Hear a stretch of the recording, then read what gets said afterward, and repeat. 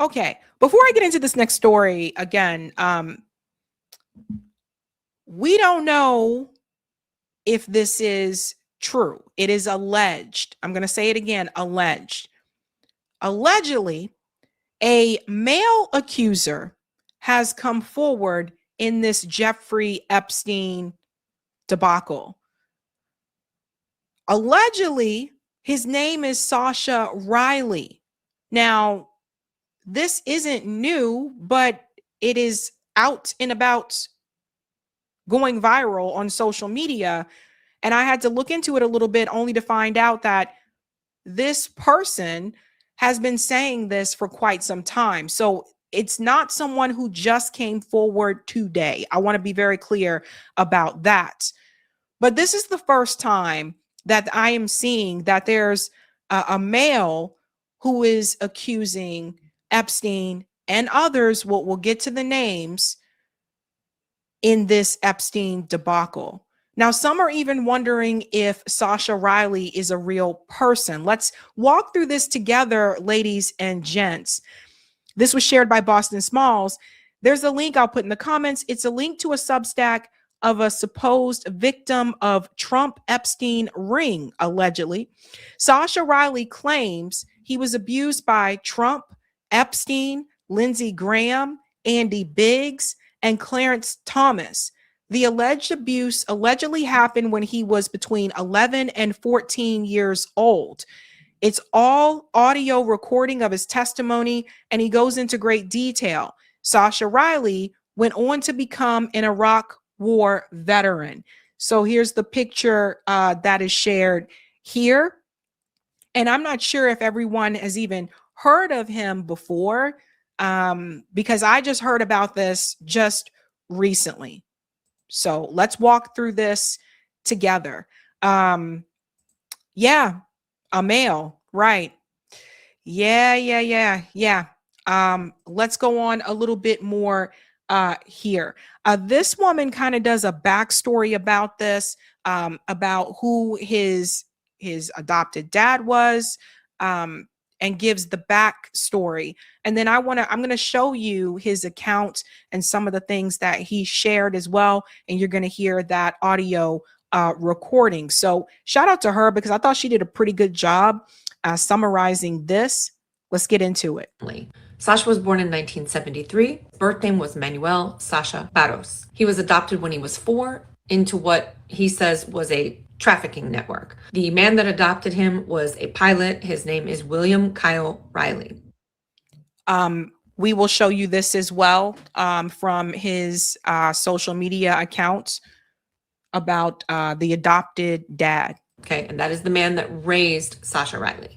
William Kyle Riley, again, that's the father. He was a pilot, and his family has very well documented ties to the Dixie Mafia, which has a long history of crime and trafficking. So we'll just leave that there. The adoption took place in Ranger, Georgia, which from everything that I can find is where the father still lived. Again, I'm not going to go over the specifics. It's worth stating that there are a lot of allegations that he was part of these parties that were happening and that there was a lot of SA and things that shouldn't have been happening.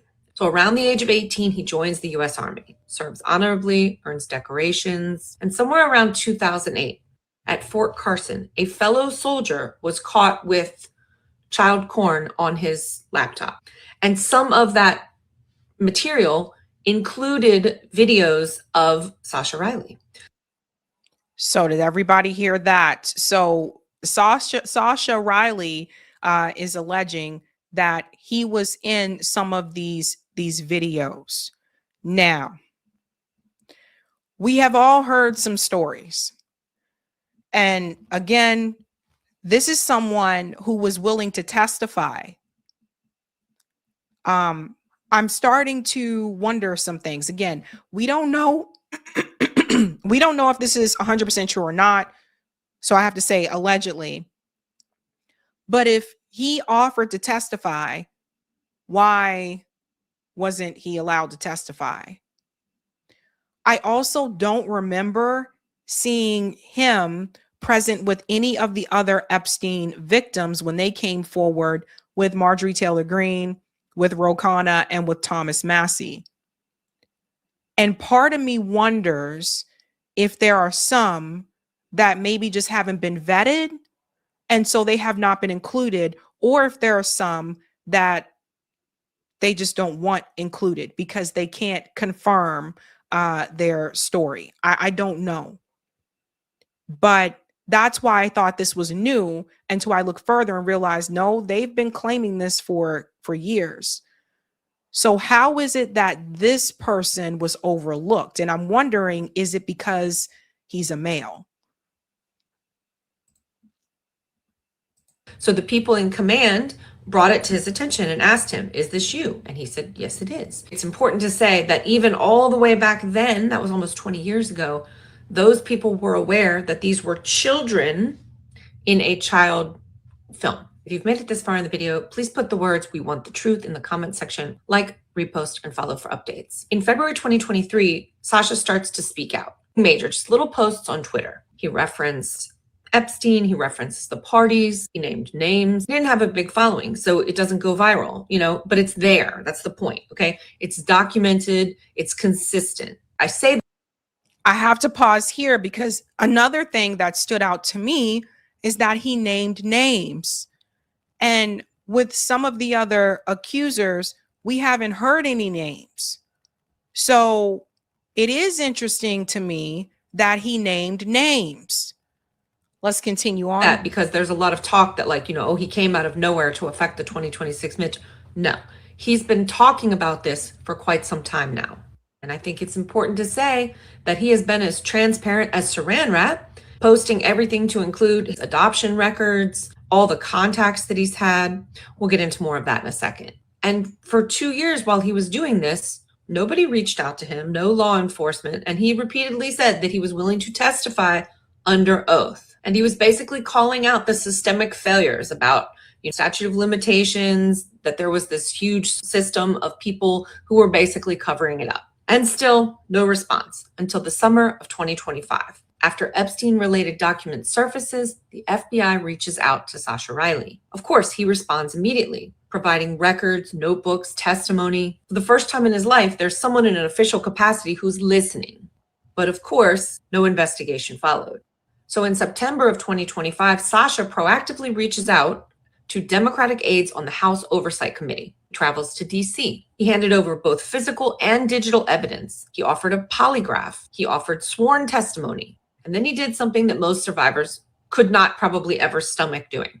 He sat down and he recorded a 4-hour interview with journalist Lisa Noel Volding. Calm, detailed, consistent.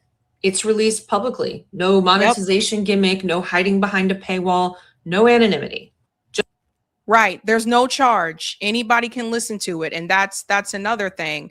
Also, if this is true that he provided all of that evidence, why wasn't it looked into? Why wasn't there an investigation? Like what happened there? It's just really weird to me that someone who said they were willing to testify and they said, here's the evidence that I have, allegedly, that there was no investigation into this.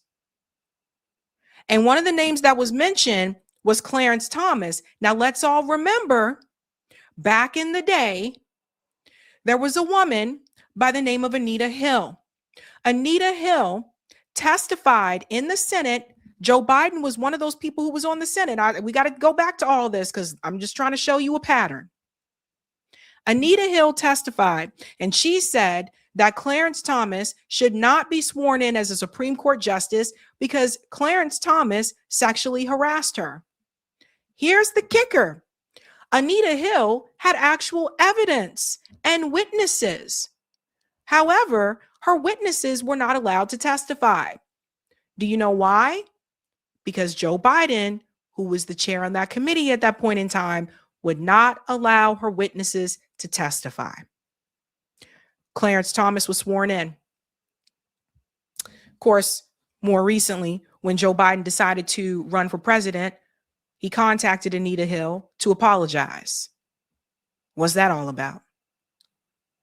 So I'm trying to show you a pattern that she had evidence and it was just dismissed. Nothing to see over here, folks. Clarence Thomas still sits on the Supreme Court. Now, we have Sascha Riley here, who listed Clarence Thomas as one of the people. Let's go on more. Just here's my story. Verify it. Then in November 2025, the Epstein files, some of them were released, thousands of pages. And Sascha points out the overlaps between those documents and his story. Logs, pilots, still no direct acknowledgement. Then in early January 2026, just a few days ago, his story begins to explode online. Tens of thousands of engagements. And then he met with Oklahoma law enforcement. He named names and he posted the contacts of the people that he met with publicly. He told them, release the records publicly for the survivors. And as of today, he has left the United States for safety reasons, which I'm sure I don't need to enumerate for you. But he is standing in the open saying, test me, verify me, put me under oath. Goes with this.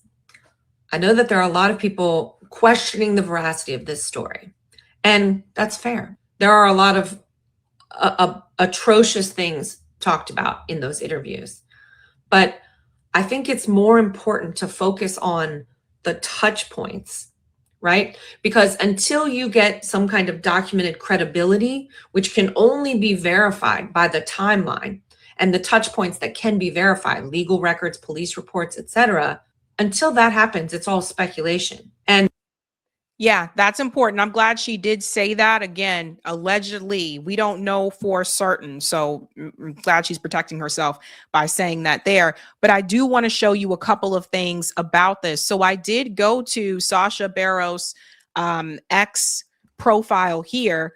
And what I noticed is that he has not posted on this site for quite some time. I'll show you in just a second. For this account, joined in 2020. But what I noticed when I went to the media, I said, let me look at the media. I mean, looks like a real person to me, don't you think? Looks like a real person. The part that I want to show you, one of them is this one. This picture. Now, I don't know why I can't show you the side part here. I can't see his comment for some reason. I don't know why. Anyway, this was his adopted father there. And then he also shared, let me see if I can pull it up here. There's that document. Just got to scroll down. Here it is. Right here. This was the document. It says in the Chauncey Court for Green.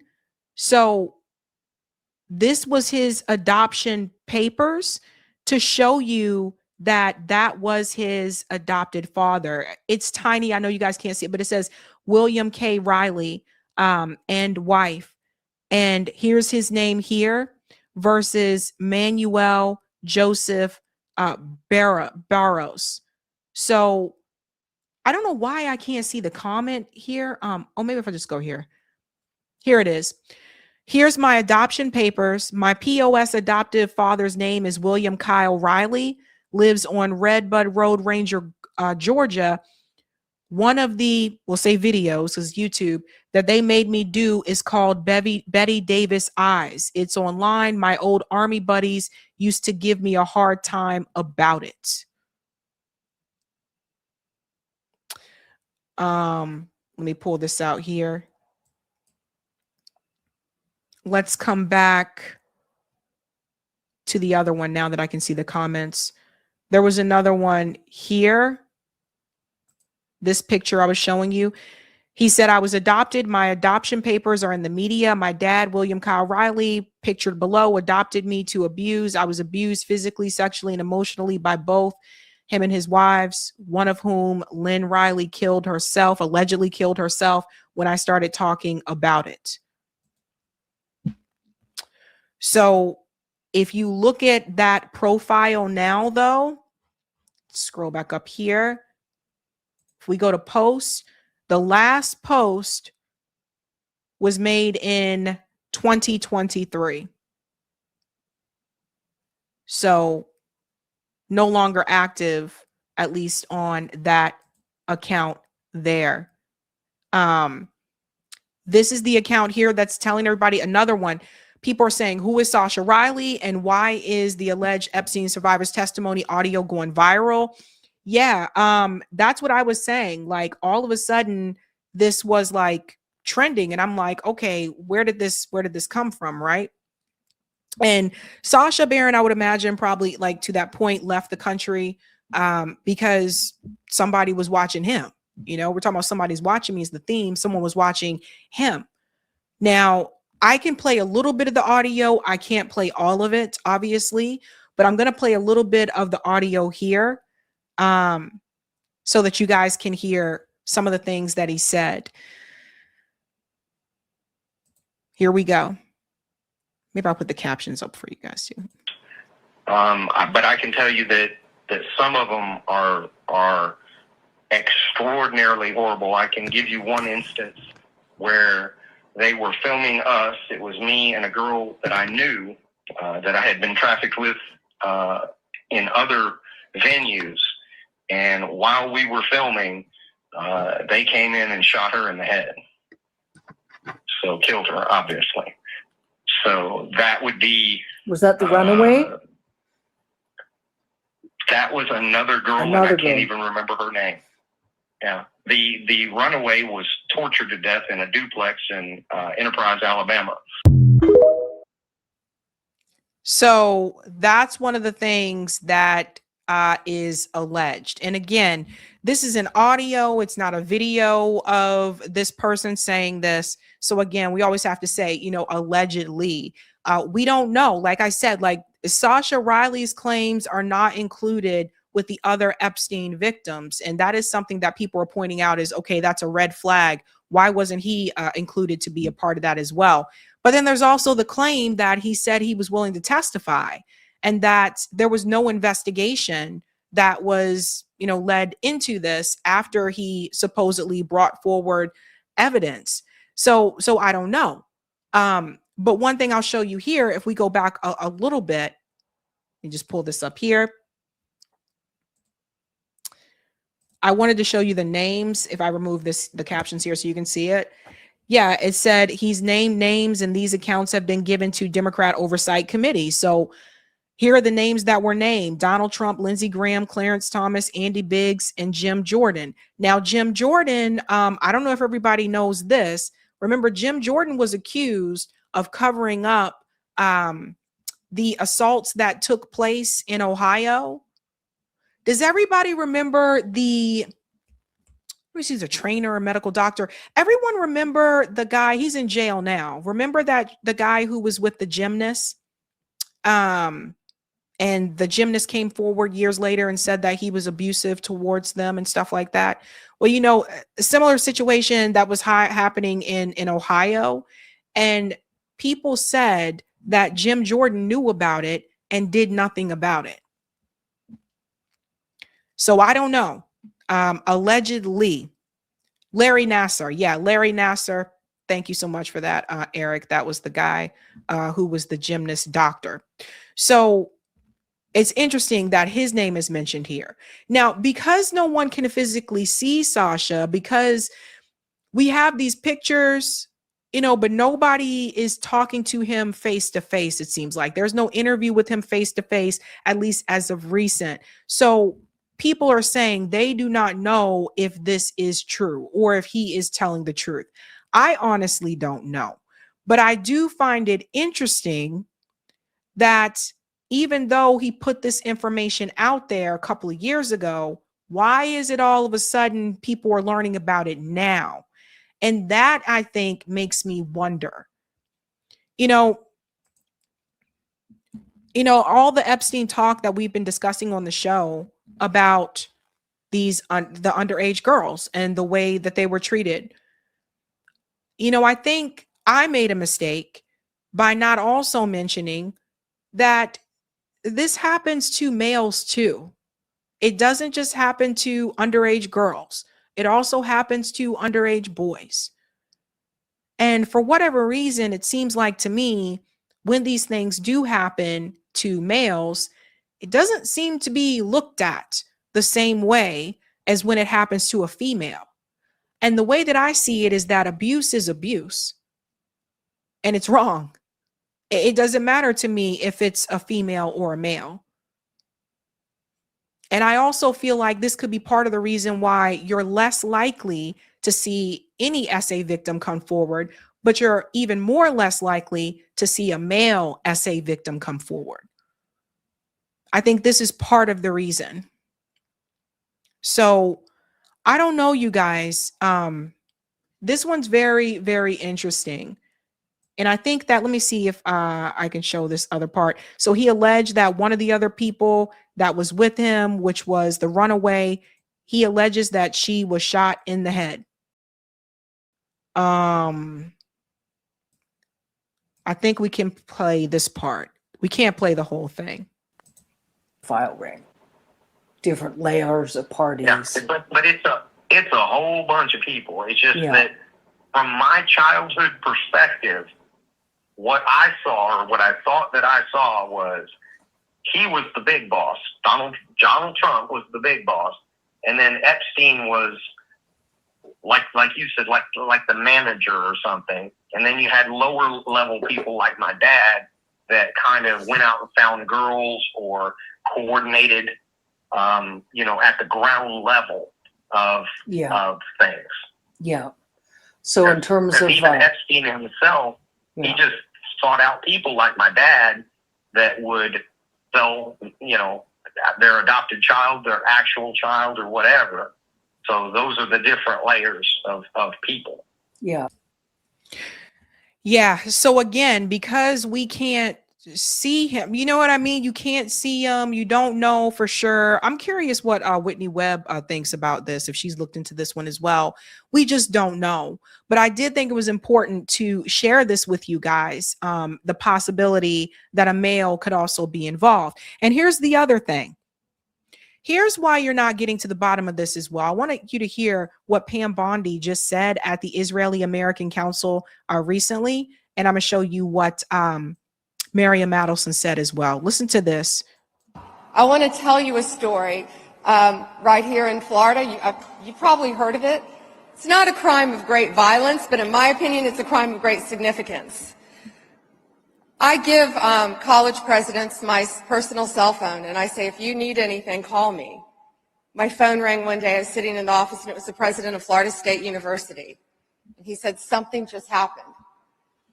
Yeah, a young woman, a student, threw her phone, cursed, attacked a young student, a young man, male student, who was playing basketball because he was wearing an IDF shirt. She was a student, he was a student.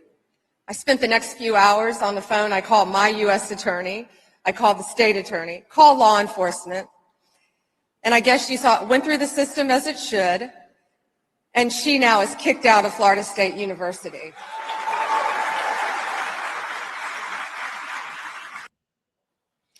So you don't see the DOJ really diving into these Epstein files because their priority is Israel first. Pam Bondi's priority is Israel first. By the way, you never see them fight like this for any other group of people.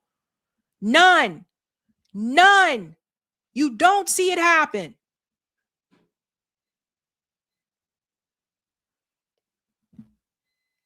Miriam Adelson goes on to confirm this at this same event, the Israeli American Council.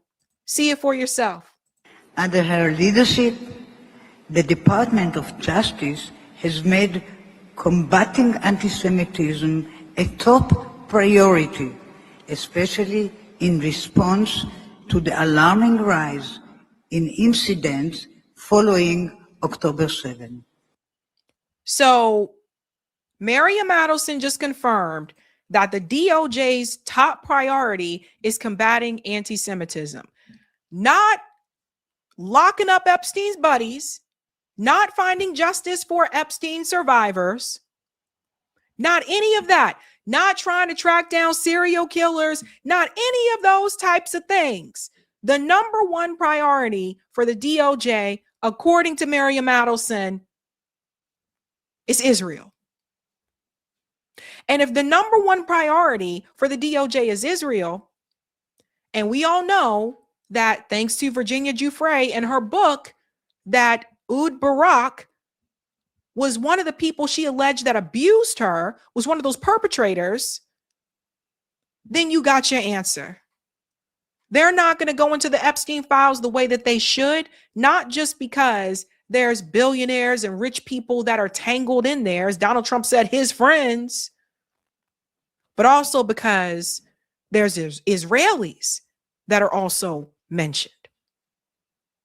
Ehud Barak was a prime minister.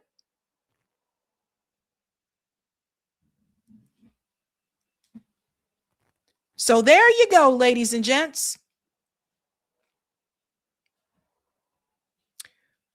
We'll have to wait and see if any more information is revealed about the Sascha Riley, because I don't know. Like I told you guys, I really don't know.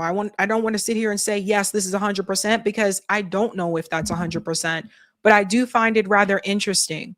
And it also makes me wonder if it's possible that there may have been other male victims who are just too ashamed, not just afraid, but ashamed to come forward.